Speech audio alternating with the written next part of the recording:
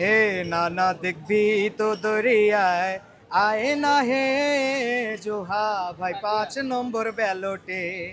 নানা দেখবি তো দরিয়ায় আয় না হে জোহা ভাই 5 নম্বর ব্যালটে। সংস্কৃতি সম্পাদক পদে জেতাইও বিপুল ভোটে। হে নানা রাখছো নির্বাচনে নামটা রাইখো মনে জোহা ভাই 5 নম্বর ব্যালটে।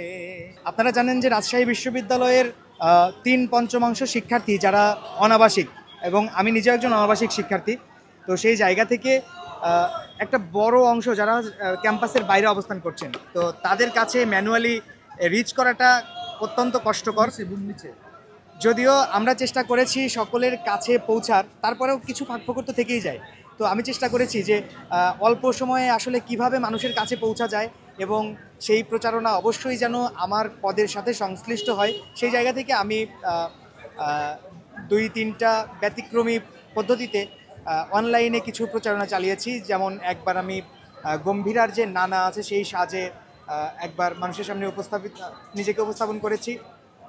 এর পাশাপাশি মহানগর ওয়েব সিরিজে যে ওসি হারুন আছে, তার বিখ্যাত যে ডায়লগ আছে 2টা কথা মনে রাখার কথা, সেটার মাধ্যমে আমি সবার কাছে আমার যে ভোট চাওয়ার বার্তা সেটা উপস্থাপন করেছি।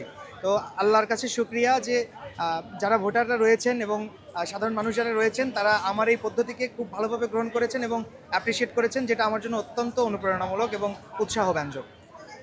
ডায়লগটা বলবেন, কি ডায়লগ দিয়েছেন মানে ওসির সাথে ওসির মধ্যে? আচ্ছা আচ্ছা,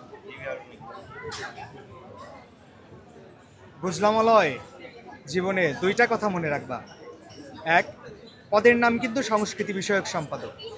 নাম্বার 2, ব্যালট নম্বর কিন্তু 5। সংস্কৃতি বিষয়ক সম্পাদক পদে দাঁড়ানোর জন্য আমি আগ্রহী হওয়ার অন্যতম কারণ, আমি সংস্কৃতির সাথে 2ভাবে যুক্ত আছি। প্রথমত একজন সংস্কৃতি কর্মী হিসেবে, দ্বিতীয়ত একজন সাংস্কৃতিক সংগঠক হিসেবে। মানে সংস্কৃতির সাথে যে 2ভাবে যুক্ত থাকা যায়, আমি উভয়ভাবেই যুক্ত আছি। পারিবারিকভাবেই আমি সংস্কৃতির সাথে বেড়ে উঠেছি। সেখান থেকেই আমার গান, নাটক এবং কবিতা আবৃত্তির প্রতি আগ্রহী হওয়া, সেখান থেকেই চর্চা শুরু। পরবর্তীতে প্রাতিষ্ঠানিকভাবে আমার চর্চা বা সাংগঠনিক জীবন শুরু হয় 2014 সালে। তখন আমি একটি সঙ্গীত শিল্পী গোষ্ঠীর শিশু বিভাগের দায়িত্ব পালন করি। পরবর্তীতে রাজশাহী বিশ্ববিদ্যালয়ে যখন আসি, তখন রাজশাহী বিশ্ববিদ্যালয়ের একটি অন্যতম আবৃত্তি চর্চার প্রতিষ্ঠান সননে আমি দীর্ঘদিন সংস্কৃতি কর্মী হিসেবে কাজ করেছি। ফিজিক্যালি চ্যালেঞ্জ ডেভেলপমেন্ট ফাউন্ডেশন পিডিএফে আমি 1 বছর কালচারাল সেক্রেটারি হিসেবে দায়িত্ব পালন করেছি। আমি রাজশাহী বিশ্ববিদ্যালয়ের একটি ঐতিহ্যবাহী শিল্পী গোষ্ঠী যারা ইসলামী ধারার সংস্কৃতি নিয়ে চর্চা করে, বিকল্প সাহিত্য সাংস্কৃতিক সংসদ, সেখানে 2 বছর সহকারী পরিচালক হিসেবে দায়িত্ব পালন করেছি।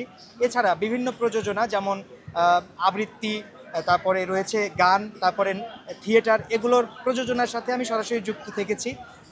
আমি নিজে একজন আবৃত্তি ও উপস্থাপনা প্রশিক্ষক। আমি আমার একটি ব্যক্তিগত প্রতিষ্ঠানের মাধ্যমে এটা পরিচালনা করে থাকি।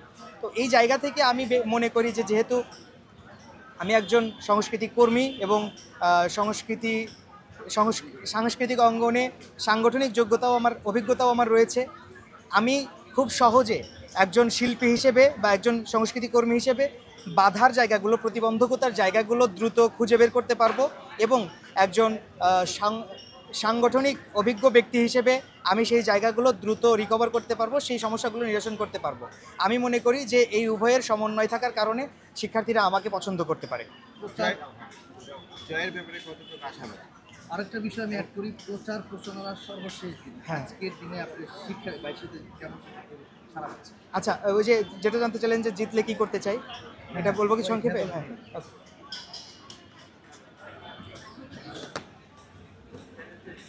আচ্ছা, শিক্ষার্থীদের যে কোনো ন্যায়সঙ্গত ও যৌক্তিক দাবি আদায়ই আমার ইশতেহার।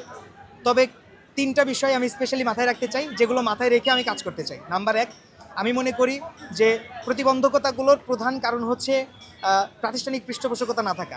সাংস্কৃতিক সকল ক্ষেত্রে আমি প্রাতিষ্ঠানিক পৃষ্ঠপোষকতা নিশ্চিত করে রাজশাহী বিশ্ববিদ্যালয়কে জাতীয় অঙ্গনে মেলে ধরতে চাই এবং জাতীয় সংস্কৃতির উন্নয়নে রাজশাহী বিশ্ববিদ্যালয়ের ভূমিকা স্পষ্ট করতে চাই। নাম্বার 2, সাংস্কৃতিক স্বাধীনতা নিশ্চিত করতে চাই। কেউ যেন কারো সংস্কৃতি কারোর উপর চাপায়া দিতে না পারে, আর কেউ যেন কাউকে বাধাগ্রস্ত না পারে, এই রকম একটা স্বাধীন পরিবেশ আমি তৈরি করতে চাই। নাম্বার 3, আমরা জানি যে সংস্কৃতি হলো একটা জাতির সত্তা, তো এই সত্তার মাধ্যমেই আমাদের আন্তর্জাতিক পরিমণ্ডলে একটা স্থান তৈরি হয়, জায়গা তৈরি হয়। আমি চাই যে কোন ধরনের সংস্কৃতি আমাদের ভাবমূর্তি ক্ষুণ্ণ করে আর কোন ধরনের সংস্কৃতি আন্তর্জাতিক পরিমণ্ডলে আমাদের গ্রহণযোগ্যতা বাড়িয়ে তোলে, সেই ব্যাপারে ব্যাপক জনসচেতনতা নিশ্চিত করতে চাই। হ্যাঁ হ্যাঁ জি জি। প্রচারণার আজকেই শেষ দিন। আমরা সকল শিক্ষার্থীদের কাছে যাওয়ার চেষ্টা করছি, এখনও পর্যন্ত আমাদের সেই চেষ্টা অব্যাহত আছে। আলহামদুলিল্লাহ, শিক্ষার্থীদের কাছে গিয়ে আমরা একটা অভূতপূর্ব সাড়া পাচ্ছি, যেটা অ্যাড্রেস না করলেই নয়। যে রাকসু বা ছাত্র সংসদকে ওন করতে পারার যে ব্যাপারটা, আমরা শিক্ষার্থীদের মধ্যে সেই ব্যাপারটা দেখতে পাচ্ছি। একটা নির্বাচন কতটুকু আমেজপূর্ণ হওয়া দরকার সেটা আমরা তাদের মধ্যে দেখতে পাচ্ছি, এবং আমরা যখন তাদের কাছে যাচ্ছি, বিশেষ করে সম্মিলিত শিক্ষার্থী জোটের প্রার্থীরা, তাদের কাছ থেকে আমরা খুব ভালো অ্যাপ্রিসিয়েশন পাচ্ছি, যেটা আমাদেরকে আরও আগ্রহ জাগাচ্ছে, উৎসাহ জাগাচ্ছে। আর জয়ের ব্যাপারে আশাবাদের কথা বলতে গেলে, প্রত্যেক প্রার্থী যারা নির্বাচনে অংশগ্রহণ করে সকলেই জয়ের ব্যাপারে আশাবাদ ব্যক্ত করে। আমি মনে করি এটা নির্ভর করে আমি কতটুকু ভোটারদের কাছে পৌঁছতে পারলাম বা তাদের পালস কতটুকু বুঝতে পারলাম সেটার উপরে।